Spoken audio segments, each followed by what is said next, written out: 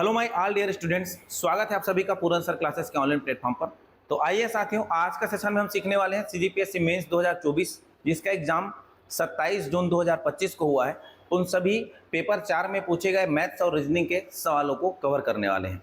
तो बिना देरी किए शुरू करते हैं। अगर आप चैनल पर नए हैं तो चैनल को जरूर सब्सक्राइब कर लीजिए और बेल आइकन को जरूर प्रेस कीजिएगा और वीडियो को अपने दोस्तों के साथ शेयर जरूर करिए ताकि वो भी चीज़ों को सीख सके और किस तरह से बनाते हैं ये जान सके। तो आइए बिना देरी किए शुरू करते हैं। सबसे पहला सवाल आपका बना है, हम क्या करेंगे यहाँ एनालिसिस भी करेंगे कि किस पोर्शन से सवाल जो है आए हुए हैं। तो आपको ध्यान रखना है कि कौन कौन सा चैप्टर से सवाल आपके इस साल के सीजीपीएससी मेंस में 2024 में जो पूछा गया था सवाल वो कवर किए गए हैं। तो देखिए सवाल हमारा पहला बनता है श्रृंखला 7-28, ये रीजनिंग का सीरीज वाला पोर्शन है। इसमें से देखिए सवाल किस तरह से पूछा गया और लिखेंगे कैसे। मेन क्या होता है, लिखने का प्रोसीजर आपका सही होना चाहिए, नंबर आपको प्रॉपर मिलेगा। तो श्रृंखला 7, 28, 63, 124, 215, 342 और 511 में जिस संख्या को छोड़कर सभी संख्या एक निश्चित नियम के अनुसार लिखी गई है वह संख्या ज्ञात कीजिए। एक संख्या ऐसा है जो सभी संख्याओं को अगर देखा जाए तो कोई ना कोई एक निश्चित कूट से लिखा गया, एक संख्या जो लिखा नहीं गया है उस तरह से उस संख्या को चयन करना है। तो हल में ऐसे सवालों के लिए 2 नंबर में पूछा गया था, आपके लिए ध्यान रखिएगा। तो हल में ऐसे सवालों के लिए क्या लिखेंगे, आइए समझते हैं। सवाल आपका बोला गया है तो आप लिखेंगे दिया गया श्रृंखला, दिया गया सीरीज। तो श्रृंखला लिखेंगे हिंदी मीडियम वाले और given that series English medium वाले। तो 7, 28, उसके बाद लिखा गया 63, उसके बाद लिखा गया 124, फिर लिखा गया 215, फिर लिखा गया 342 और लास्ट में लिखा गया है आपका 511 लिखा गया।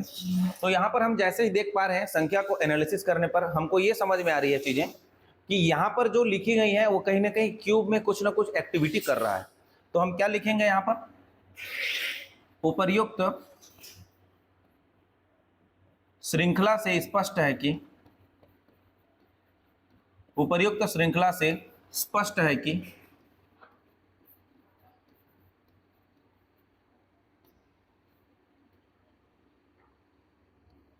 प्रत्येक संख्या का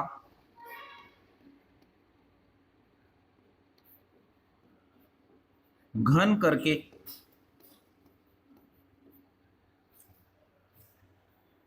एक को नंबरिंग के साथ लिखेंगे, एक घटाया गया है। अर्थात इसको बताएंगे हम लोग मैथमेटिकली रिप्रेजेंटेशन के साथ।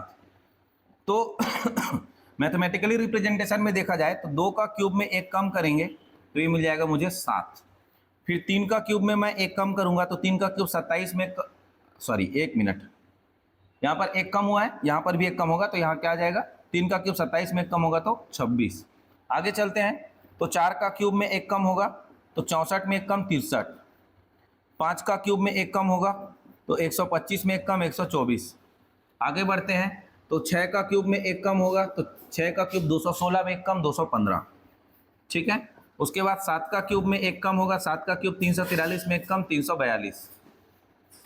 और ये 8 का क्यूब में 1 कम होगा तो 8 का क्यूब है हमारा 512, 1 कम होगा तो 511। तो यहाँ पर लिखेंगे चूंकि संख्या श्रृंखला में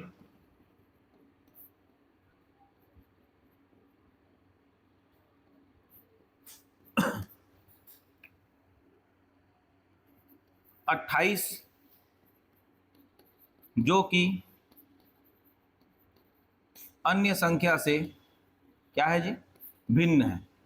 अन्य संख्या से वो क्या है, भिन्न है। अतः अभिष्ट संख्या 28 होगी। ये इस तरह से आप लिखोगे, अतः अभिष्ट संख्या क्या होगी, 28 होगी करके इस तरह से कैलकुलेशन को जमाओगे। ओके, तो ये पहला सवाल है। आइए आगे चलते हैं, अगले सवाल को समझते हैं। अच्छा, अगला सवाल को समझने से पहले आप लोगों के लिए एक हमने बढ़िया सा कोर्स तैयार किया है। सीजीपीएससी मेंस की अगर तैयारी करना चाहते हैं तो हमारे एप्लीकेशन के माध्यम से सीजीपीएससी मेंस पेपर 4 में जो मैथ्स और रीजनिंग के कोर्स है, मैथ्स और रीजनिंग के जो कंप्लीट सिलेबस है वो हमारे ऑनलाइन एप्लीकेशन पर अवेलेबल है।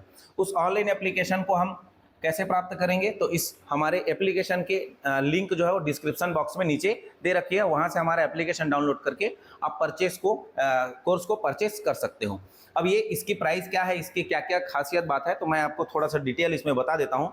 तो जो हमारा कोर्स है वो 1 ईयर की वैलिडिटी के साथ अवेलेबल है आपको। ये जो आपका सर्कल में घिरा हुआ है, स्क्वायर शेप में घिरा हुआ है, उस पर हमारा एक कोर्स है जिसका नाम है CGPSC mains maths and reasoning.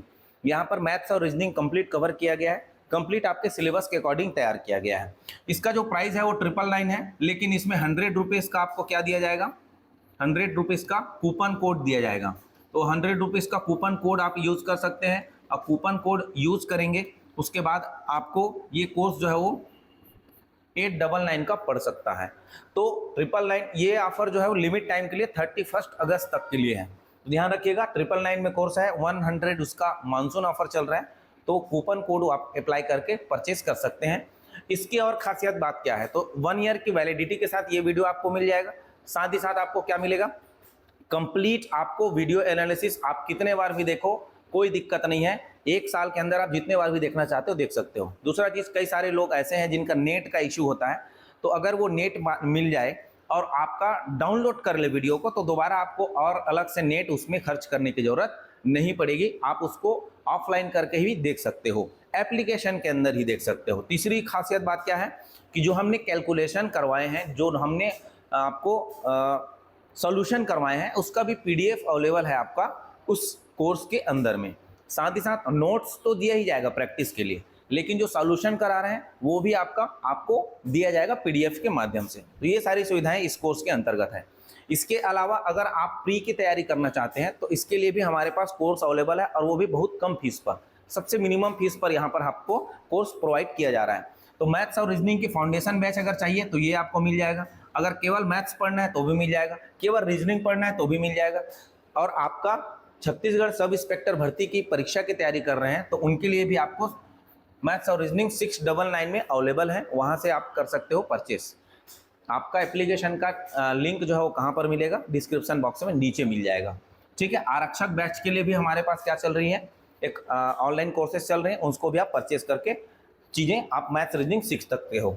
अगला नंबर सवाल है हमारा कि यदि x/y + y/x = -1 है, तो मुझे सवाल पूछ रहा है, एक और कंडीशन दिया है कि x और y जो है वो 0 के इक्वल नहीं है, तब की स्थिति में x³ - y³ का वैल्यू फाइंड आउट करना है। ठीक है जी, तो आइए हल में क्या करेंगे, कैसे लिखेंगे समझिएगा। दिया है, क्या दिया है, x/y + y/x = -1। इसी को हल करिए पहले तो हम इसको हल करेंगे एलसीएम मेथड के माध्यम से। तो x² + y² x × y = -1। अगर इसको आगे और हल करते हैं तो x² + y² = -xy, तिर्यक गुणा हो जाएगा। आगे उसको और हल करते हैं तो x² + y² अब पक्षांतर हो जाएगा तो प्लस हो जाएगा x × y बराबर हो जाएगा 0। ये समीकरण नंबर हम रखेंगे 1। इसको 1 रखने का कारण ये है कि आपका आगे जाएंगे x³ - y³, तो वो अपने को फाइंड आउट करने के लिए ये वैल्यू पुट अप करने के लिए मिलेगा। अपने को पूछा क्या है, x³, इसलिए का चिन्ह डालेंगे, x³ - y³। अब इसका फार्मूला आपको बीजगणितीय फार्मूला ध्यान में रखना होगा। x³ - y³ क्या होता है, x - y, अगला ब्रैकेट में होगा x² + y² + x × y। अब चूंकि मुझे पता है समीकरण 1 से x² + y² + 2x = 0 है, तो मैं यहाँ पर अगर 0 पुट करता हूँ तो x³ - y³ बराबर क्या हो जाएगा, 0। समीकरण क्या हो जाएगा, 1 से। समीकरण कहाँ से होगा, 1 से होगा। x² + y² + x × y का मान 0 रखने पर ये पूरा पद क्या हो जाएगा, 0 हो जाएगा। और यही सवाल का क्या है, हमारा जवाब है। तो x³ - y³ का जो वैल्यू है वो 0 के इक्वल हो जाएगा। तो इस तरह से हम लिखेंगे, चीज़ों को बनाएंगे तो आसानी के साथ हमको 2 नंबर मिल जाएगा। आइए अगला नंबर है, रीजनिंग से लिया गया है। रीजनिंग में आपका 2 डायग्राम यहाँ पर दी गई है। नीचे दी गई आकृति 1 है और आकृति 2 है। आकृति 1 में सारे जगह भरे हुए हैं, लेकिन आकृति 2 में एक जगह ऐसा है जो क्वेश्चन मार्क पर है। इस क्वेश्चन मार्क की जगह को आपको निकालना है। अब कैसे निकालना है, आइए समझते हैं। हल में क्या लिखेंगे, आकृति 1 से आकृति 1 से, फिगर 1 से, ठीक है। आकृति 1 से क्या हो रहा है, देखो 9, 6, 12 और 11 है। इसका मतलब हम अगर कोड बनाएंगे तो इन बाहर वाले डाटा का मतलब 78 कहीं ना कहीं से कैलकुलेशन में आना चाहिए। तो हमने देखा 11 × 12 और 9 × 6 किया तो 11 12 में 132 और 9 × 6 किया तो 9 छक्के 54 हो गया। इन दोनों का हमने जब डिफरेंस किया तो हमको मिल गया 78। क्या मिल गया जी, 78।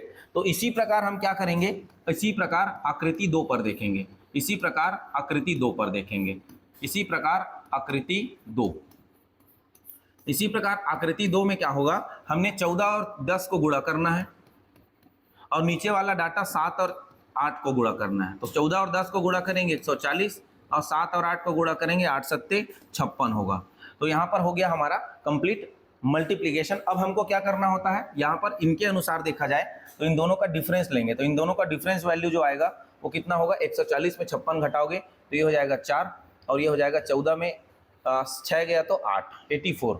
अतः क्या करेंगे, अतः आकृति 2 पर, आकृति 2 पर प्रश्न चिन्ह के स्थान पर, प्रश्न चिन्ह के स्थान पर, प्रश्न चिन्ह के स्थान पर 84 प्राप्त होगा। इस तरह से कैलकुलेशन करेंगे और सवाल का जवाब हम आसानी से दे सकते हैं। ये 84 सवाल का जवाब है। अगला नंबर सवाल है ये मिश्रण से लिया गया है, ध्यान रखिएगा, बहुत गजब सवाल है। 20 लीटर मिश्रण में दूध और पानी का अनुपात 5:3 है। The ratio of milk and water is 20 litre mixture is 5:3। If 4 liter of mixture is replaced by 4 liter of milk, then find the ratio of milk and water in the new mixture। अब यहाँ पर हमने क्या समझा कि दिया गया जो मिश्रण है वो कुल कितना है, हल में लिखेंगे मिश्रण की कुल मात्रा, मिश्रण की कुल मात्रा, टोटल मिक्सचर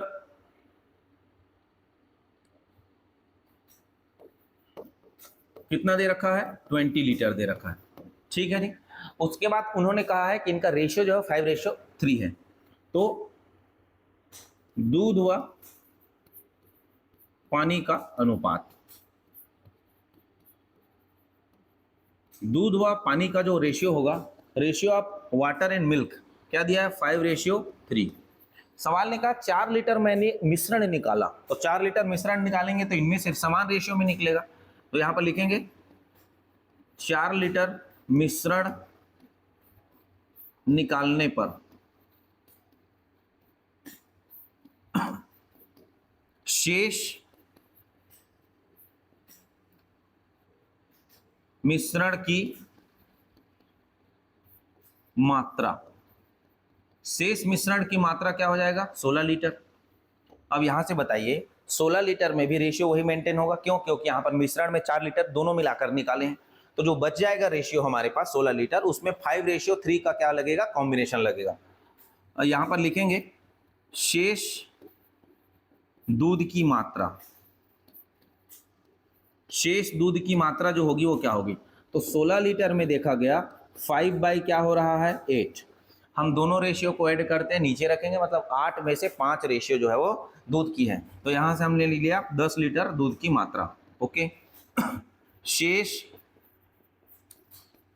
पानी की मात्रा, पानी बोला गया है तो लिखेंगे पानी की मात्रा, शेष पानी की मात्रा।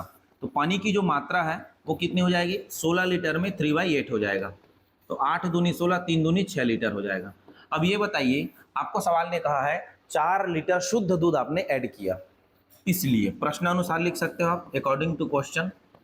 प्रश्नानुसार क्या होगा, हमने 10 लीटर में 4 लीटर हमने दूध मिलाया और जो 6 लीटर पानी था उसको ज्यों त्यों रखा। तो हमारा जो रेशियो मिलेगा यहाँ पर लिख लेंगे दूध रेशियो पानी, दूध रेशियो पानी बराबर हो जाएगा आपका 10 में से क्या किए, 4 लीटर दूध मिलाए और 6 को ज्यों का त्यों रखा। ये हो जाएगा 14/6। इसको आगे हल करेंगे तो 7/3। अतः क्या शब्द बोला गया है, नए मिश्रण में, अतः नए मिश्रण में दूध की मात्रा, अतः नए मिश्रण में दूध की मात्रा। तो नए मिश्रण में दूध की जो मात्रा है का अनुपात जो आएगा दूध की मात्रा का अनुपात क्या निकल कर आएगा, 7:3 होगा। ये इस तरह से कैलकुलेशन आप कर सकते हो चीजों को। क्लियर। अगला सवाल चलते हैं। नेक्स्ट क्वेश्चन को देखते हैं। यदि 1 जनवरी सन 2099 को गुरुवार था, बृहस्पतिवार था, थर्सडे था, तो 1 जनवरी 2001 को कौन सा वार होगा, सवाल पूछा जा रहा है। तो देखिए ऐसे सवाल जो कैलेंडर से लिए गए हैं, यहां पर दिया गया है, 1 जनवरी 2099 डेस करके लिखेंगे गुरुवार। कौन सा वार दिया है, गुरुवार दिया है। ओके जी, 1 जनवरी सन 2099 को गुरुवार दिया है। आपको पता है कि कोई भी सामान्य वर्ष का पहला दिन ठीक अगले वर्ष का पहला दिन एक दिन आगे बढ़ता है। ओके जी, तो हमारा 1 जनवरी सन 2100 जो होगा, तो सन 2100 तो नॉर्मल ईयर है, सन 2099 से 2100 तक आए हैं तो नॉर्मल ईयर गिनती हुआ है, तो ये शुक्रवार का दिन होगा। ठीक है। लास्ट में आपको पूछा गया है 1 जनवरी 101, तो 1 जनवरी 2101 पूछा है, 2101 पूछा है। तो देखो 2100 से 2101 जो ईयर गुजरा है वो भी तो एक सामान्य वर्ष की तरह बिहेव कर रहे हैं। बोलोगे सर हाँ, तो शुक्रवार से ये क्या हो जाएगा, शनिवार का दिन हो जाएगा। ठीक है, यही आंसर है। अब इसको बहुत छोटा हो रहा है, 2 लाइन में कैसे दें, तो यहाँ पर लिखिएगा, नीचे लाइन में नोट करके लिख दीजिएगा कि जो हमारा कैलकुलेशन हुआ है वो कैसे हुआ है। नोट करके आप क्या लिखेंगे, सामान्य वर्ष का प्रथम दिन, सामान्य वर्ष का प्रथम दिन से, सामान्य वर्ष का प्रथम दिन से उसके ठीक अगले वर्ष का, उसके ठीक अगले वर्ष का प्रथम दिन एक दिन आगे होता है, एक दिन आगे होता है। तो यहां से अगर हम देखा जाए तो ये 2099 से 2101 जो है वो 2 साल गुजर रहे हैं, मतलब 2 दिन आगे हो जाएगा। बस यही आपको ध्यान रखना था। अगला नंबर सवाल क्रमांक 6 बोल रहा है, एक बक्से में 4 नीले, 3 सफेद, 5 लाल रंगों के संगमरमर के टुकड़े हैं।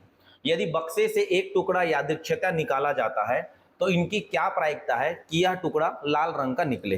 अब आपको क्या पूछ रहा है, प्रोबेबिलिटी पूछ रहा है, रेड कलर के जो एक आप निकालोगे बॉल उसका, तो एक बॉल निकालोगे उसकी प्रोबेबिलिटी क्या होगी। तो यहाँ पर ध्यान दीजिएगा, ऐसे सवालों को कॉम्बिनेशन के क्या बनाते हैं, आपका फार्मूले से बनाते हैं, तो हमारा क्या होता है, सटीक और सही जवाब निकलता है। तो हल में क्या करेंगे, कुल गेंद कितना है, कुल गेंद हमारे पास है 4 + 3 + 5, तो 4 3 7 7 5 12। यहाँ पर क्या बोला गया है, यदि बक्से से एक टुकड़ा यादृच्छिकता निकाला जाता है तो कुल गेंद मेरे पास 12 है, एक गेंद तो देखिए हम लिखेंगे प्रतिदर्श समष्टि। यहाँ पर क्या लिखेंगे, प्रतिदर्श समष्टि। प्रतिदर्श समष्टि मतलब सैंपल स्पेस बोलते हैं, प्रतिदर्श समष्टि। प्रतिदर्श समष्टि बोलता है NS से, तो प्रदर्शित करते हैं। 12 में से आपने एक निकाला है तो ये टोटल वैल्यू कितना हो जाएगा, 12 तरीके हो जाएंगे। अब ये निकालते कैसे हैं, कॉम्बिनेशन के फार्मूले से निकालते हैं। NCR, n वस्तुओं में से R वस्तुओं को बनाई गई आपका संचय जो होता है n factorial upon R factorial n minus R factorial, इस तरह से फार्मूला लगाकर निकाला जाता है। चूंकि यहाँ पर क्या हो रहा है, ये फार्मूला का यूज यहाँ पर जब R = 1 होता है तो फार्मूला जो होता है वो डायरेक्ट n का वैल्यू जो है आपका वही हो जाता है। ठीक है, तो प्रतिदर्श समष्टि NS का वैल्यू आ गया 12। अब यहाँ क्या बोला गया है, एक गेंद निकालने पर, तो एक गेंद के लाल रंग होने की घटना, वही तो घटना है, इसीलिए तो उसको प्रोबेबिलिटी में जाना है। तो यही है एक गेंद लाल रंग होने की घटना NE। तो NE बराबर क्या होगा, हमारे पास टोटल लाल गेंद कितने हैं, 5। 5 में से एक निकालोगे तो यहाँ पर भी 5 तरीके हो सकते हैं उन लाल गेंदों को प्राप्त करने के। तो आपका सवाल का जवाब इस तरह से दिया जाएगा, इसलिए अभिष्ट प्रायिकता, अभिष्ट प्रायिकता। एक बार फार्मूला लिख के बताना है तो बता सकते हो। प्रायिकता बराबर क्या होता है, पीई बराबर एनई अपॉन क्या होता है, एनई अपॉन एनएस। तो एनई का वैल्यू 5, एनएस का वैल्यू 12। यही सवाल का जवाब है 5/12। क्यों? क्योंकि ये कट नहीं रहा है। और ठीक है, अगला सवाल आइए, अगला सवाल। अच्छा, वीडियो अच्छा लग रहा है तो लाइक जरूर कर दीजिए और कमेंट जरूर करिए कि किस तरह से और कैसे और मजा आ रहा है कि नहीं आ रहा है आपको। एक ही आधार विधि द्वारा वैदिक गणित 105 गुणा 107 का मान ज्ञात करिए। 4 नंबर में पूछा गया है, तो आपको कुछ इस तरह से इसको लिखना पड़ेगा। अब सवाल ने कहा है एक ही आधार विधि। एक ही आधार विधि का मतलब है निखिलम विधि। निखिलम विधि में एक ही आधार होता है या फिर एक उप आधार होता है। सवाल ने कहा एक ही आधार विधि से मतलब निखिलम विधि के बारे में पूछना चाहता है। तो एक ही आधार विधि से, एक ही आधार विधि, यहां पर हम ब्रैकेट में लिख सकते हैं निखिलम विधि। एक ही आधार विधि या यहां से हम लिख सकते हैं निखिलम विधि से गुणा। ठीक है, तो हम लिखेंगे आगे, क्या लिखेंगे भैया कि 105 यहां पर लिख लेना पहले, दिए गए संख्या का, क्योंकि 4 नंबर में पूछा है तो आपको प्रोसीजर समझाना पड़ेगा। दिए गए संख्या का आधार, दिए गए संख्या का आधार जो है वो 100 है। दिए गए संख्या का आधार क्या है, 100 है। तो 100 के हिसाब से ध्यान रखिएगा 100 में कितने जीरो यूज हुए हैं, तो बोलोगे सर 2 जीरो हैं, तो उत्तर का जो दाया भाग आएगा 2 अंक का होगा। ठीक है, ये ध्यान रखिएगा। दिए गए संख्या का आधार 10 है, 100 है। 105 का आधार से विचलन, 105 का आधार से विचलन, आधार से विचलन कितना है उसको देखिए, आधार से विचलन, तो आधार से विचलन हमारा कितना है, बोलोगे सर 5 है, लेकिन इसको 05 लिखेंगे। क्यों? क्योंकि 2 अंक में लिखना पड़ेगा, क्योंकि 100 में आपके 2 जीरो है, आधार में 2 जीरो है, इसलिए।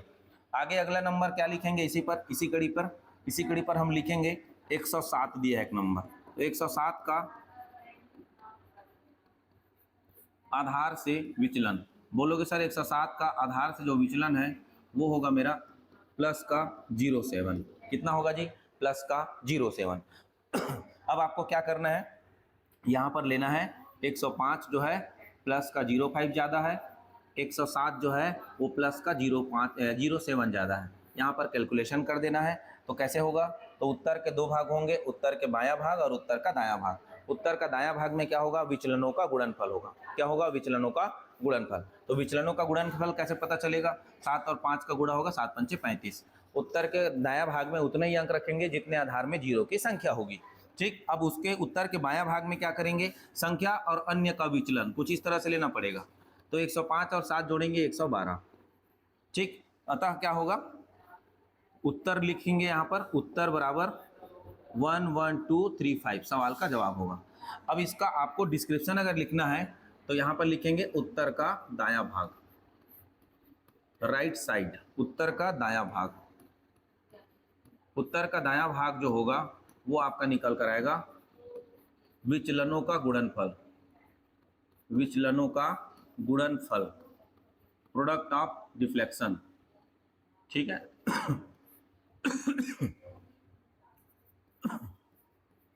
उत्तर का बायां भाग, लेफ्ट हैंड साइड, क्या होगा, संख्या लेंगे प्लस, प्लस का चिन्ह लगाएंगे और अन्य संख्या का विचलन लिखेंगे। अन्य संख्या का, अन्य संख्या का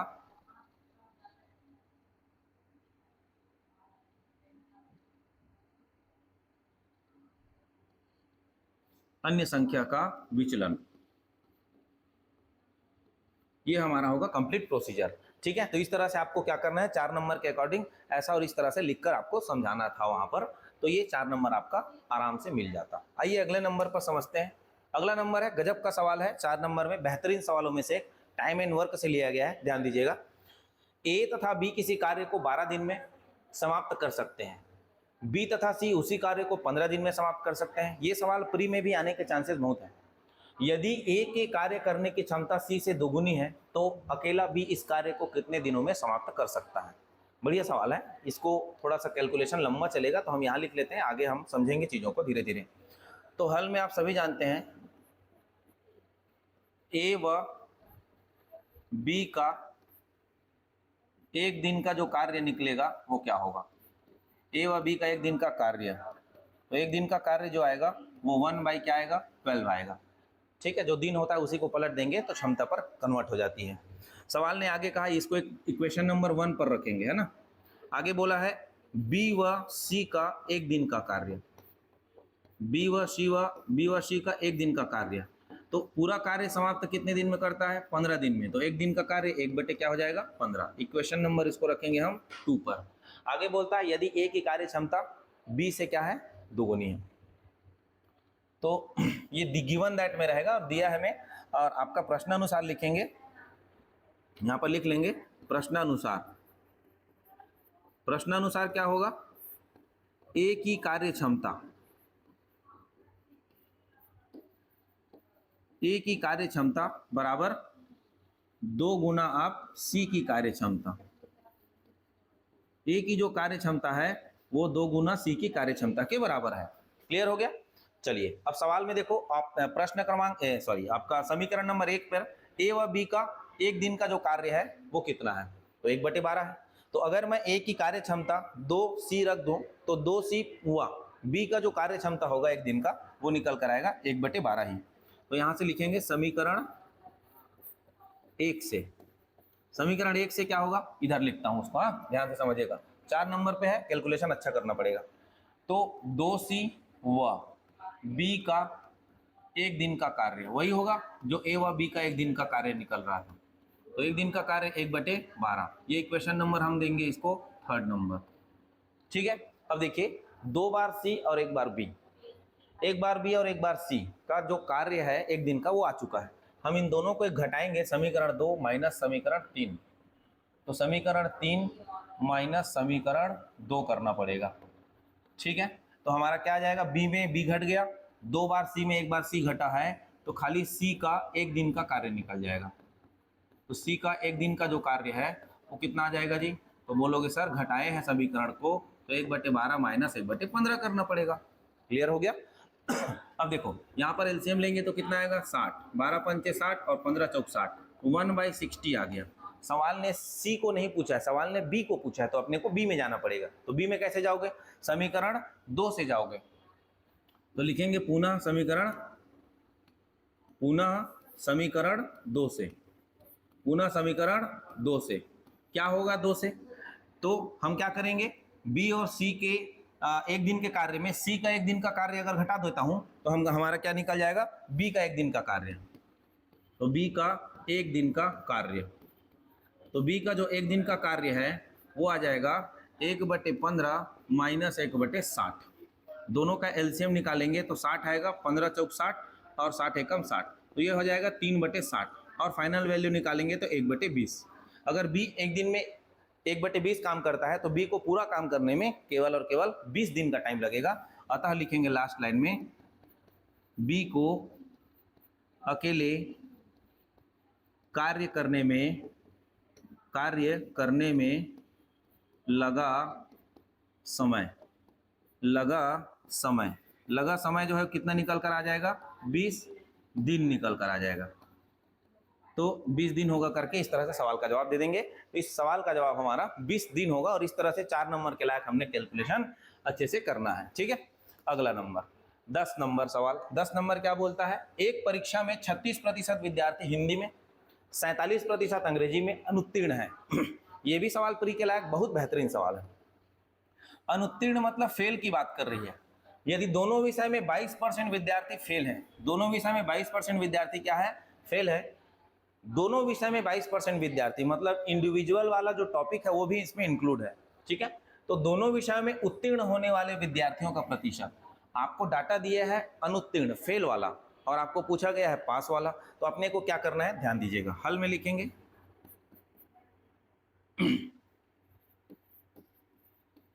हिंदी में अनुत्तीर्ण छात्र या विद्यार्थी, जो भी बोला गया है, कितना प्रतिशत है? तो बोलोगे सर 36% है। इसको लिख लीजिए। फिर लिख लेंगे हम अंग्रेजी में, अंग्रेजी में अनुत्तीर्ण विद्यार्थी। तो अनुत्तीर्ण विद्यार्थी जो होगा वो कितना दे रखा है? बोलोगे सर 47 दे रखा है। ओके, अब देखो, आप इसको आप फार्मूला बेस्ड पर जाना चाहोगे तो आपको यूनियन वाला कॉम्बिनेशन लगाना पड़ता है, लेकिन मैं फार्मूला बेस्ड नहीं कर रहा हूँ इसको, नॉर्मली इसी तरह से डायरेक्ट कैसे करते हैं बता रहा हूँ, क्योंकि ये परसेंटेज के माध्यम से सवाल दिया गया है। अगर प्रोबेबिलिटी के हिसाब से रहता तो हम ए यूनियन बी के हिसाब से निकालते हैं, लेकिन वहाँ नहीं निकालेंगे। अब मेरे को पता है कि हिंदी प्लस अंग्रेजी, हिंदी प्लस अंग्रेजी, हिंदी प्लस अंग्रेजी में अनुत्तीर्ण छात्र कितने हैं?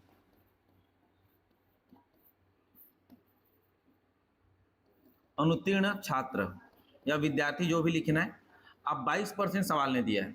अब ये बताइए, हिंदी में जो छात्र अनुत्तीर्ण है वो 36 है, अंग्रेजी में अनुत्तीर्ण है वो 47 है, और हिंदी और अंग्रेजी दोनों में जो अनुत्तीर्ण है वो आपका 22% है। मतलब ये जो 22% है वो 36 में भी इंक्लूड है, ये जो 22% है वो 47 में भी इंक्लूड है, क्योंकि दोनों विषय वाले हैं। तो अपने को यहाँ से फेल कितने छात्र हैं वो निकालते हैं, हिंदी और अंग्रेजी में कुल मिलाकर फेल कितने हैं। तो यहाँ पर लिखेंगे कुल शब्द प्रयोग करेंगे, कुल दोनों विषय में लिख लो, दोनों विषय में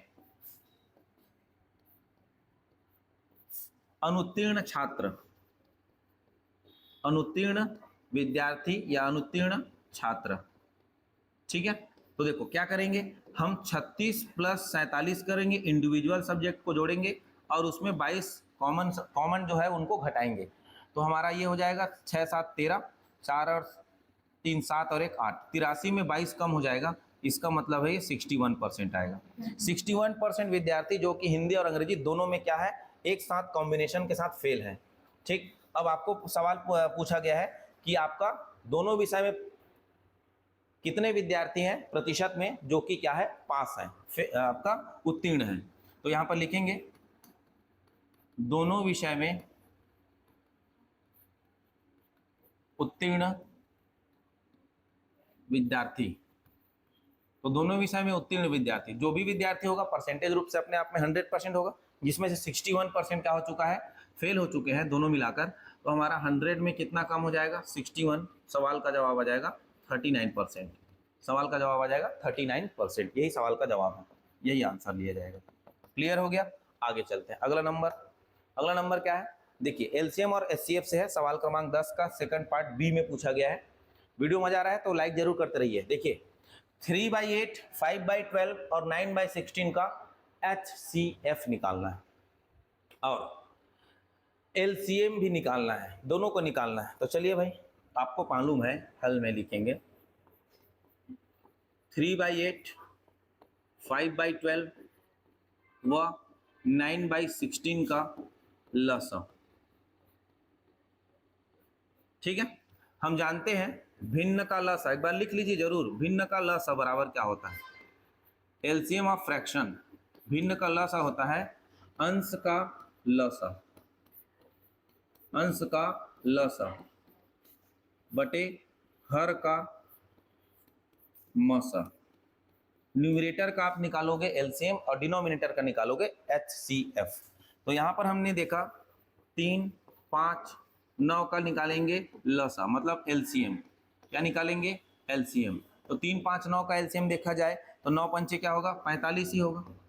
ठीक है, अब यहाँ पर नीचे में 8 है, 12 है, 16 है, उसका क्या निकालोगे, HCF, मसा निकालोगे। क्या निकालोगे, मसा निकालोगे। तो मसा कितना हो जाएगा, HCF जो होगा वो, तो 8, 12 और 16 में कॉमन जो है वो है 4। ठीक है, तो इसका जो आंसर होगा अभिष्ट मसा, अभिष्ट लसा करके निकालिएगा। अभिष्ट लसा, अभिष्ट लसा जो होगा वो कितना हो जाएगा, 4/45। ये एक सवाल का जवाब। दूसरा क्या होगा, उन्होंने HCF भी पूछा है, तो हम लिखेंगे तथा करके यहीं पर 3/8, 5/12 9/16 का म सा। ठीक है जी, चलिए तो डेस कर देना और यहां पर लिखेंगे भिन्न का म सा बराबर क्या होता है, भिन्न का म सा, भिन्न का एचसीएफ ऑफ फ्रैक्शन। तो क्या होगा, जस्ट आपका अंश का क्या निकालेंगे, म सा, अंश का म सा बटे हर का ल सा। जो आपका भिन्न में निकालना होता है अंश वाले वैल्यू का वही निकालते हैं।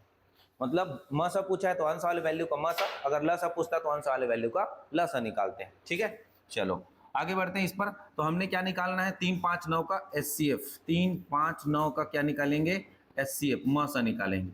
तो भाई 3, 5, 9 किसी एक साथ पहाड़े में आता ही नहीं है, इसका मतलब है इनका म सा जो होगा वो 1 होगा।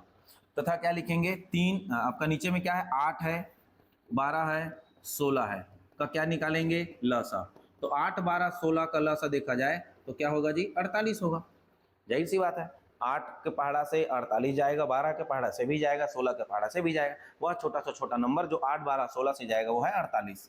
इसलिए क्या लिखेंगे, अभिष्ट म सा, अभिष्ट म सा बराबर हो जाएगा 1/48। ये सवाल का दूसरा नंबर का जवाब। मतलब आपको म सा पूछा है तो म सा पहले लिखिएगा, ल सा पूछा है तो ल सा बाद में लिखिएगा। ठीक है, तो इस तरह से हम कैलकुलेशन करके आंसर दे सकते हैं। ये बहुत अच्छा सवाल था। अगला नंबर ये सवाल गजब सवाल था। आपका नंबर सिस्टम के माध्यम से इसको लिया गया है, क्योंकि संख्याओं के साथ आपको कॉम्बिनेशन सिलेबस में दिया गया है, गणितीय संक्रिया करके, उसमें इसको सवाल में दिया गया है। ठीक है, अच्छा जी, आइए समझते हैं।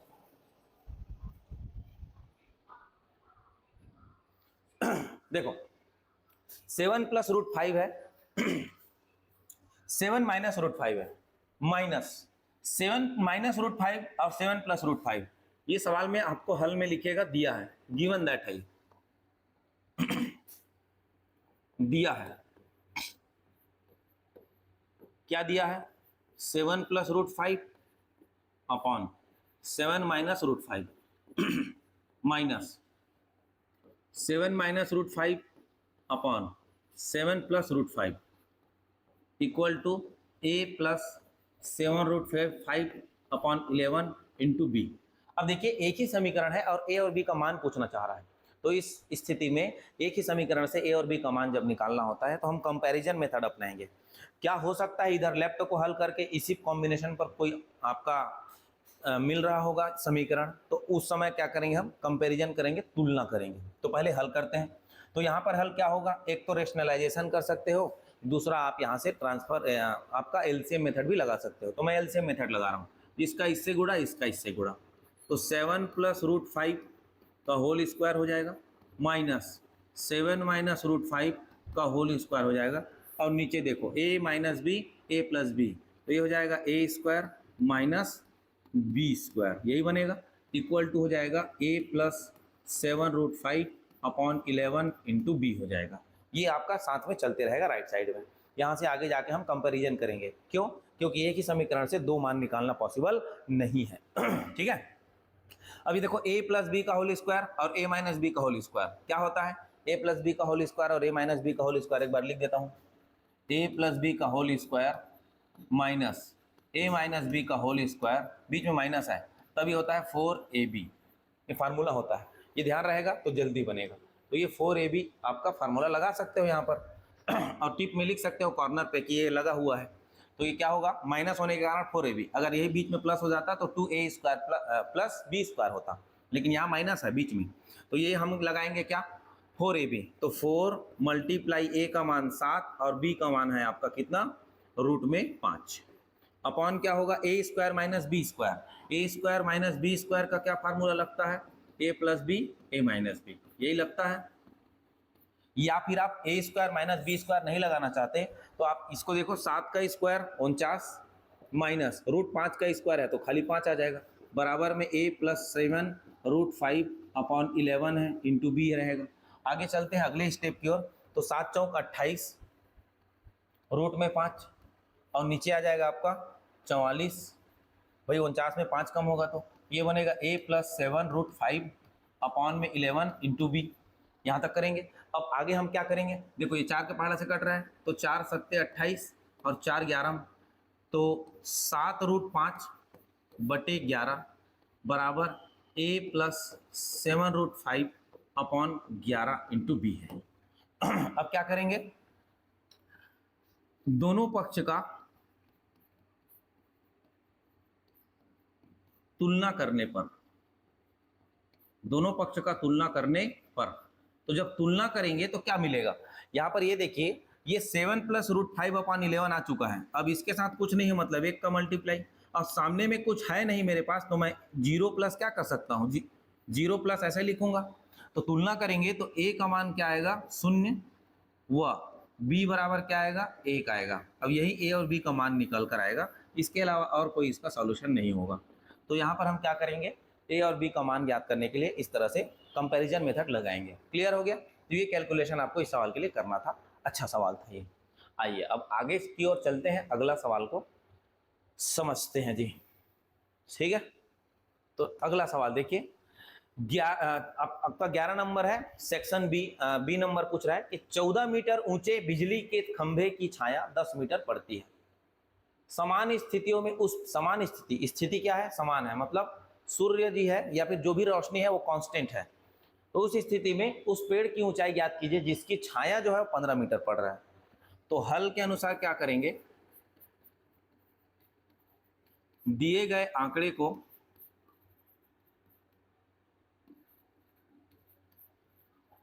आरेखित करने पर, भाई 4 नंबर में पूछा है तो 4 नंबर के लायक देना पड़ेगा जवाब।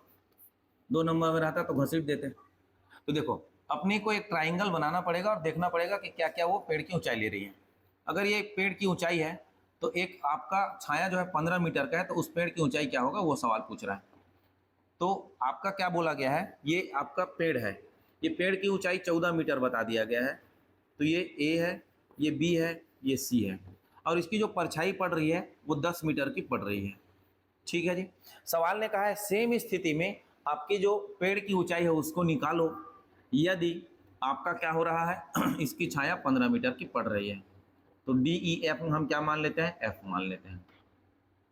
तो यहां पर लिखेंगे, माना कि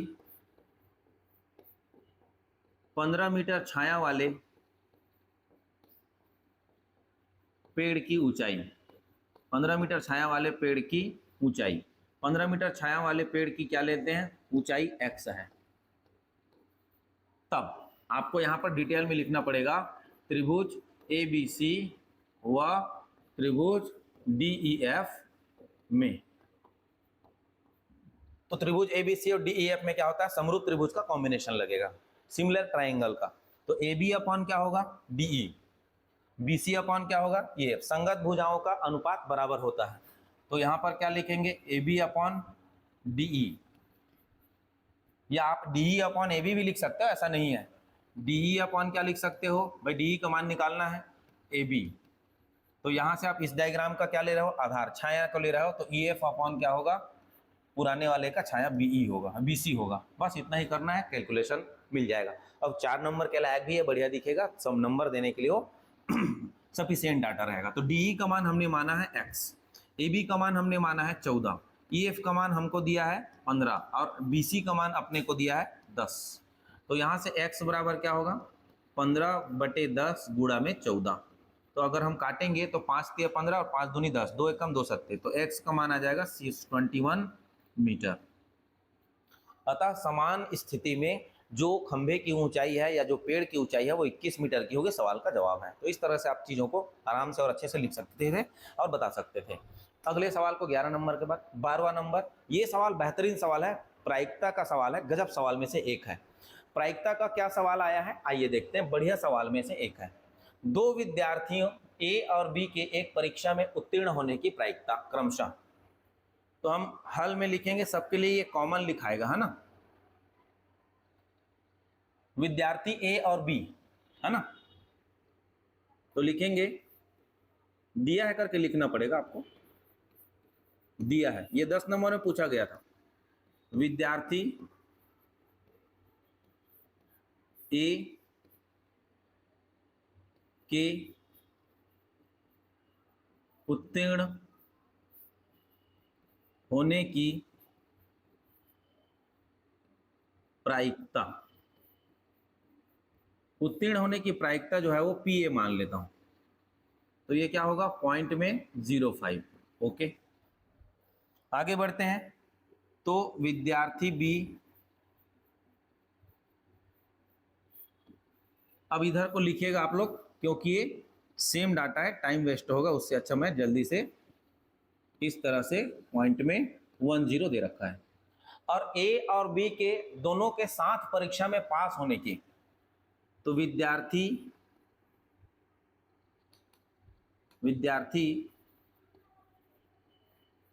ए व बी के साथ बाकी चीजें जो वही लिखाएगा, उत्तीर्ण होने की प्रायिकता पी ए इंटरसेक्शन बी बराबर दे रखा है पॉइंट में 0.2। फार्मूला बेस्ड बनाएंगे तो चीजें अच्छे और आसान लगेंगी, और ये आपके लिए नंबर के लिए भी सेटिस्फाइड वैल्यू होगा।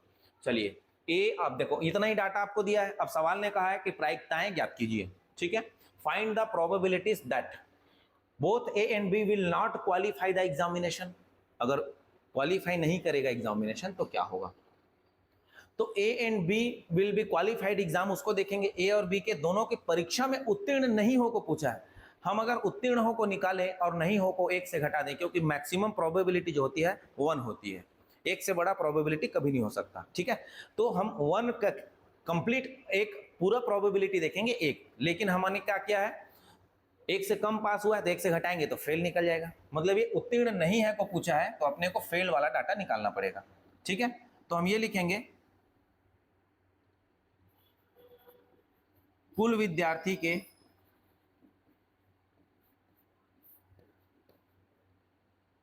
उत्तीर्ण होने की प्रायिकता।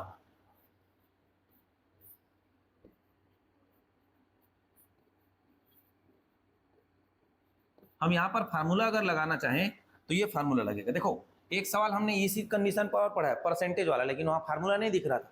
यहां प्रतिशत वाला आ गया तो इसका फार्मूला दिख रहा है जो लगता है इसमें। ठीक है, तो देखिए, ए यहां पर लिखेंगे पी ए यूनियन बी, ये पास वाले आंकड़े का है, इसीलिए यहां पर फार्मूला लगेगा P A plus P B minus P A intersection B, ये फार्मूला लगाना पड़ेगा। तो अपने को पी ए का वैल्यू कितना है, 0.05, और पी बी का वैल्यू कितना है, 0.10, और पी ए इंटरसेक्शन बी का मतलब है 0.02, तो यहाँ पर हो जाएगा 0.13। ये सवाल का जवाब नहीं है, ये तो उत्तीर्ण होने की प्रायिकता है। सवाल ने कहा है उत्तीर्ण नहीं होने की प्रायिकता। तो दोनों विद्यार्थी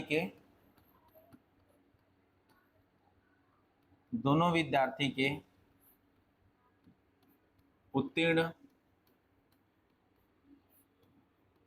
नहीं होने की प्रायिकता, दोनों के उत्तीर्ण नहीं होने की जो प्रायिकता है वो पी ए यूनियन बी, और यहां पर लगाते हैं डेस। ठीक है, बराबर ये होगा 1 minus P A union B, ये फार्मूला लगेगा आपका। ठीक है, तो यहां पर देखो 1 माइनस क्या करेंगे, पी ए, अच्छा ये ए यूनियन बी लगेगा, डेस नहीं लगेगा इतना इसमें। तो पी ए यूनियन बी जो निकाल के लाए हैं वो पॉइंट में क्या है, 13 है, तो यहाँ पर क्या हो जाएगा, पॉइंट में 87 सवाल का जवाब होगा फाइनल। ये इस तरह का इस प्रश्न का सवाल का जवाब है। बाई फार्मूला बेस्ड चीज़ों को ध्यान रखिएगा। ये डाटा अपने को सबके लिए कॉमन रखना है, क्योंकि 1 2 3 सवाल पूछे गए थे इसमें, तो ये आपका कॉमन रहेगा। आइए अगले सवाल, इसमें सेकंड नंबर को क्या बोलता है, दो विद्यार्थी ए और बी के एक परीक्षा में उत्तीर्ण होने की प्रायिकता क्रमशः 0.05 और 0.10 है। तो ये तो निर्देश सबके लिए कॉमन था। ये देखो, दोनों में से कम एक परीक्षा में उत्तीर्ण नहीं हो, दोनों में से कम एक परीक्षा में उत्तीर्ण नहीं है। इसका मतलब है, देखो, दोनों के साथ ही परीक्षा में उत्तीर्ण होने की प्रायिकता क्या है, 0.02 है। तो इसी में से घटा देंगे, आंसर आ जाएगा। हल में लिखेंगे, दोनों में से कम एक परीक्षा में उत्तीर्ण नहीं हो की प्रायिकता अब देखो, जब ए पास होगा तो बी फेल रहेगा। कम से कम एक के परीक्षा में उत्तीर्ण होने दोनों, अच्छा देखो, जब ए पास होगा तो बी फेल होगा तब भी चलेगा, जब बी पास होगा ए फेल होगा तब भी चलेगा, और जब दोनों क्या हो जाएंगे, फेल हो जाएंगे तो भी चलेगा। सवाल ने क्या कहा है, उत्तीर्ण नहीं हो बोला। ठीक है, तो यहां पर जो कॉम्बिनेशन लगेगा वो लगेगा आपका 1 माइनस पॉइंट में 0.2, क्योंकि इसमें दोनों का गुण छिपा हुआ है, फेल वाला। ठीक है, उसको माइनस कर देंगे तो दशमलव का क्या आ जाएगा, 9.8 सवाल का जवाब मिल जाएगा। ठीक है, तो इस तरह से ये कैलकुलेशन किया जाएगा। बस इतना ही छोटा सा कैलकुलेशन है इस सवाल का। चलिए अगला नंबर सवाल को समझते हैं। नेक्स्ट सवाल क्रमांक अगला, इसी में तीसरा नंबर पूछा था, दोनों में से केवल एक ही परीक्षा में उत्तीर्ण हो, एक ही जन होना चाहिए उत्तीर्ण परीक्षा में, दोनों नहीं होना चाहिए। तो देखिए यहां पर क्या बोला गया है, देखिएगा समझिएगा हल में।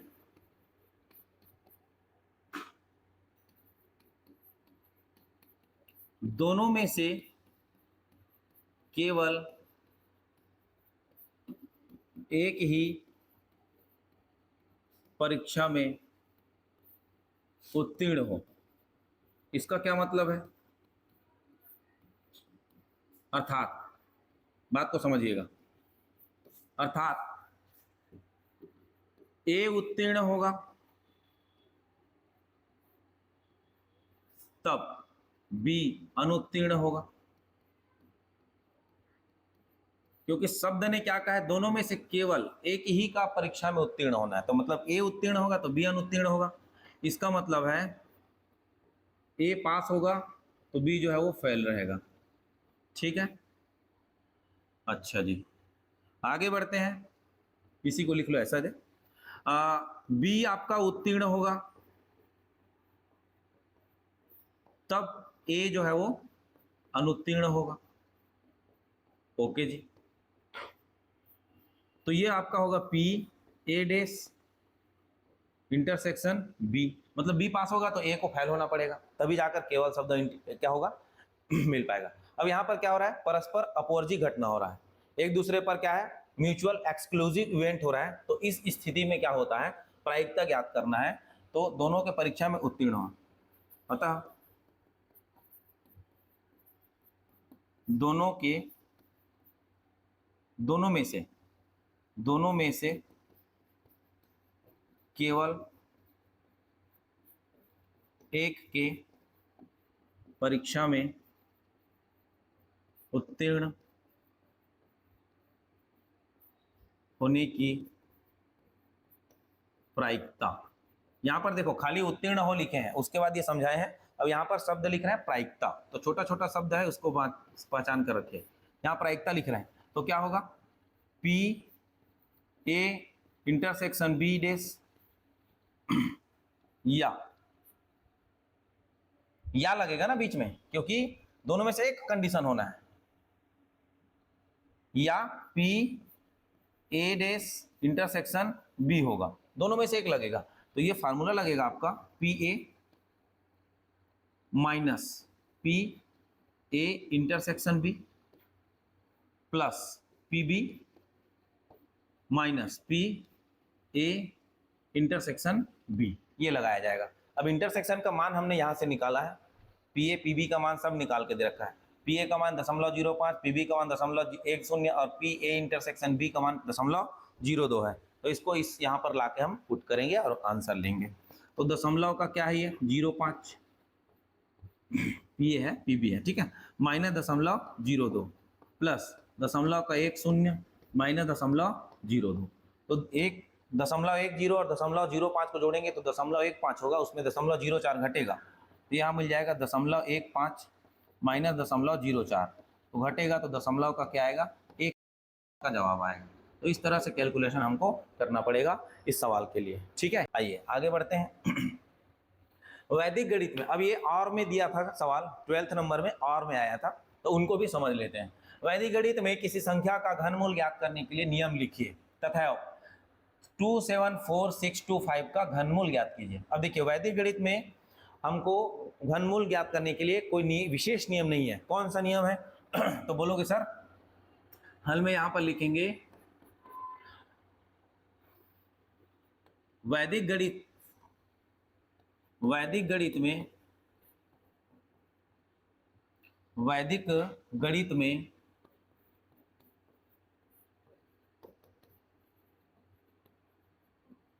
घनमूल ज्ञात करने की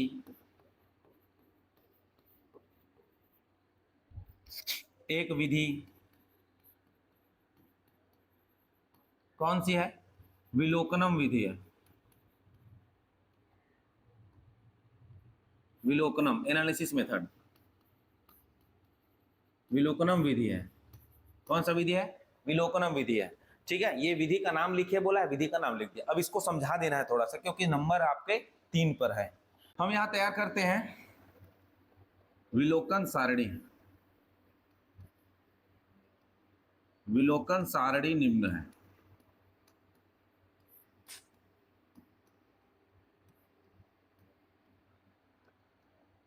हम क्या करेंगे? संख्या का इकाई अंक को देखेंगे और संख्या के इकाई अंक को देखकर उसके घन करते हैं तो इकाई अंक क्या आता है ये पहचानेंगे, है ना। तो यहाँ पर हम 2 सेक्शन बनाएंगे और एक सेक्शन आपका संख्या का इकाई अंक होगा, दूसरा सेक्शन संख्या को घन करने पर जो क्या आएगा वो इकाई अंक होगा, उसको देखेंगे।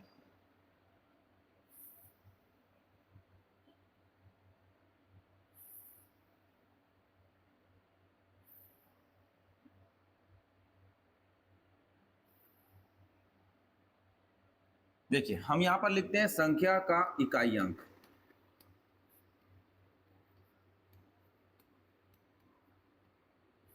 ये संख्या के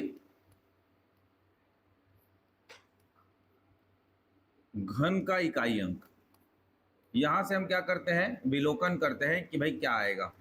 देखिए जैसे 0 रहेगा संख्या के इकाई अंक में तो उसका आंसर अगर क्यूब लगाएंगे तो 0 ही आएगा। 1 होगा तो क्या होगा? 1 ही आएगा। 2 होगा तो क्या आएगा? तो बोलोगे सर 8 आएगा। 3 होगा तो क्या आएगा? 7, 27 होगा। 3 होगा तो 4 होगा तो क्या आएगा? 4। 5 होगा तो क्या आएगा? 5 ही आएगा। 6 होगा तो क्या आएगा? आपका 6 ही आएगा। 7 होगा तो क्या आएगा? 3 आएगा। 8 होगा तो क्या आएगा? 2 आएगा। 9 होगा तो क्या आएगा? 9 ही आएगा। तो इस तरह से हम क्या करेंगे? इसके इकाई अंक और घन करने पर जो इकाई अंक है उसको ज्ञात करेंगे। ठीक है, इतना हो गया इसके अंतर्गत। अब सवाल ने कहा है कि 27, 4, 27, 46, 25 का आपको क्या निकालना है? घनमूल निकालना है। तो यहां हम देखेंगे 3-3 अंकों का पेयर बनाएंगे। सबसे पहले कितने अंकों का? 3-3 अंकों का। तो ये 3 अंक इकाई की ओर से बनाते हैं। ये 3 अंक हो गया, ये 3 अंक हो गया। 2 पेयर बने हैं, इसका मतलब है आंसर हमारा क्या होगा? 2 अंक का होगा। तो इकाई का 5 है, वर्गमूल संख्या, घनमूल संख्या का इकाई अंक क्या है? 5 है। तो इकाई अंक अगर 5 है तो इसका उत्तर का इकाई अंक भी क्या होगा? 5 ही होगा। तो यहां पर हो जाएगा ये 5। उसके बाद प्रथम पेयर 274 है, उसके अंतर्गत सबसे बड़ी क्यूब वैल्यू देखेंगे क्योंकि क्यूब रूट लगा है। तो 274 के अंतर्गत सबसे बड़ी क्यूब वैल्यू देखा जाए तो 6 का क्यूब 216 और 7 का क्यूब 343, जो कि बड़ा हो जाएगा। तो 216 इसके अंतर्गत आ रहा है। तो 216 किसका होता है? 6 का क्यूब होता है। तो यहाँ पर हो जाएगा 6।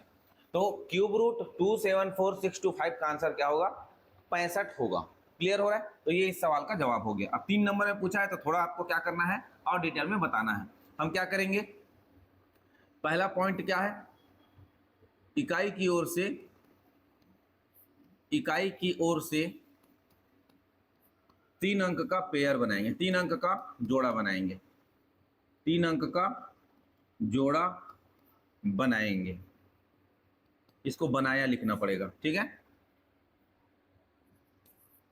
2 जोड़े बने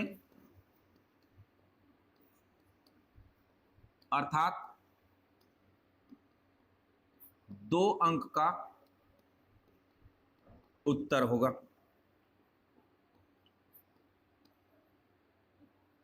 घनमूल संख्या का इकाई अंक, घनमूल संख्या का इकाई अंक 5 है। क्या है जी? 5 है। अतः उत्तर का इकाई अंक क्या होगा? उत्तर का इकाई अंक 5 होगा। ये लिखना पड़ेगा प्रोसीजर, क्योंकि नंबर ज्यादा है। 2 नंबर में रहता तो काम खत्म कर देते वही। अब फोर्थ पॉइंट क्या होगा?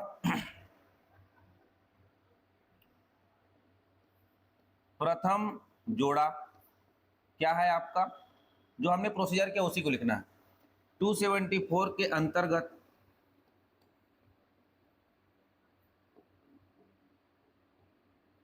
सबसे बड़ी संख्या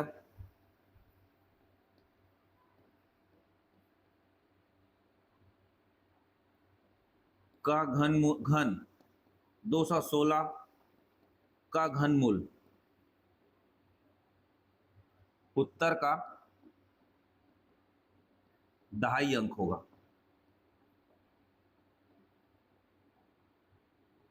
क्या लिखेंगे? 6। तो इस तरह से प्रोसीजर को लिखकर बता सकते हैं, ठीक है। तो इतना लिखना था इस सवाल के अंतर्गत। ओके जी, आइए अगला नंबर। अगला नंबर आपका परिभाषा से रिलेटेड पूछा था। अनुपात समानुपात को उदाहरण सहित परिभाषित कीजिए। तो हमने आपके लिए बढ़िया से सजा कर तैयार करके ले आया है। तो इसको इस तरह से हम लिख सकते हैं, इसको इस तरह से समझा सकते थे कि अनुपात क्या होता है, दो राशियों की तुलना होती है जो यह बताता है कि एक राशि दूसरी राशि का कितना गुना है। अर्थात अगर हमारे पास दो संख्या a और b है तो हम a/b या a/b के रूप में इसको दर्शा सकते हैं। उदाहरण पे दर्शाना है तो यदि 3 कप चीनी और 6 कप आटा है तो चीनी और आटे का अनुपात 3/6 या 1/2 ले सकते हैं। तो ये एक उदाहरण हो गया, ये पहला उदाहरण हो गया, ये दूसरा उदाहरण है। दो उदाहरण है यहाँ पर। उसी प्रकार समानुपात दो राशियों के बीच समानता का संबंध, दो अनुपातों के बीच समानता का संबंध समानुपात कहलाता है। समानुपात का जो चिन्ह है वो 4 बिंदु है, दो अनुपात a/b और एक है c/d। इनका समानुपात का संबंध 4 बिंदुओं के साथ दर्शाया जाएगा। नीचे उदाहरण लिखकर बता दिया गया, ठीक है। अब लास्ट और अंतिम सवाल पूछा गया था कि एक व्यक्ति ने 90 किलोमीटर दूरी 9 घंटे में तय की। इनमें से उसने कुछ दूरी 8 किलोमीटर प्रति घंटा की दर से पैदल और शेष दूरी 17 किलोमीटर प्रति घंटा की दर से साइकिल द्वारा तय की। पैदल द्वारा तय की गई दूरी याद करिए। तो हल में कैसे लिखेंगे ऐसे सवालों के लिए? दिया है कुल दूरी कितना दे रखा है? 90 किलोमीटर तथा कुल समय क्या दे रखा है? बोलोगे सर 9 घंटे। ये हो गया, ठीक है जी। अब देखो आपको क्या बोला गया है, पैदल द्वारा तय की गई दूरी। तो हम पैदल द्वारा तय की गई दूरी को x मानेंगे। पैदल द्वारा तय दूरी क्या मानेंगे उसको? बराबर x। ये माना की में है, ठीक है। ये किस में है? माना में है। तब क्या होगा? साइकिल लिखा है कि साइकिल देख लेना, जो लिखा रहेगा वैसे ही लिखना। साइकिल द्वारा तय दूरी जो होगा वो 90 - x होगा। बोलोगे सर? हाँ। अब यहाँ पर देखो प्रश्नानुसार आपको क्या करना है, 9 घंटा टोटल टाइम लिया है। तो पैदल में जाने में जो समय लगा है प्लस साइकिल द्वारा जो जाने में समय लगा है, दोनों को ऐड करेंगे। दोनों को क्या करेंगे? ऐड करेंगे। और कितने के बराबर हो जाएगा? 9 आवर के बराबर हो जाएगा। तो हम यहाँ पर क्या करेंगे, इसलिए का चिन्ह लगाएंगे और देखेंगे भाई दूरी बटे क्या होगा? समय। लेकिन अपने को समय निकालना है, समय बराबर होता है दूरी बटे चाल। अब पैदल द्वारा गया है तो पैदल की चाल तो सवाल ने दे रखी है 8 किलोमीटर प्लस 90 - x जो दूरी है उसको 17 किलोमीटर पर आवर से गया और दोनों को जाने में 9 आवर का टाइम लगा है। तो ये कंप्लीट इक्वेशन बनेगा। इसको सॉल्व करेंगे, आंसर ले लेंगे x का मान। यहाँ से 17 एकम 17 प्लस 9 × 8 = 72 720 और प्लस माइनस का माइनस होगा और 8x हो जाएगा माइनस में। बराबर इधर कितना होगा? नीचे आ जाएगा आपका कितना? 17 × 8 17 × 8 बराबर इधर हो जाएगा 9। 17 का 8 से गुणा होगा, 9 से भी गुणा होगा। तो ठीक है, 17 में 8 गया तो 9x बराबर, चलिए 17 7 119 17 8 136 136 × 9 माइनस का हो जाएगा 720 720 प्लस से माइनस ट्रांसफर होगा तो 720 हो जाएगा। तो 9x बराबर, इसको हल करते हैं। 9 × 6 = 54 की 4 हाथ में आएगा 5, 9 × 3 = 27 और 5 32 की 2 हाथ में आएगा 3, 9 × 1 = 9 9 × 3 = 12 12 24 में 720 माइनस हो जाएगा। तो हमारा सवाल का जवाब क्या आ जाएगा जी? 4 0 12 में 7 गया तो 5, तो 9x बराबर 504। तो x का वैल्यू जो निकल कर आएगा यहाँ से, वो x का वैल्यू कितना हो जाएगा? 9 × 5 = 45, बचा क्या? 5 4 9 6 54 56 किलोमीटर की दूरी वो क्या करेगा? यही आंसर है, क्योंकि x जो हमने माना था वही हमारे सवाल का जवाब होगा। पैदल द्वारा तय की गई दूरी x है और x का वैल्यू आ चुका है 56। तो इस तरह से इस सवाल का जवाब हमारा क्या होगा, 56 होगा।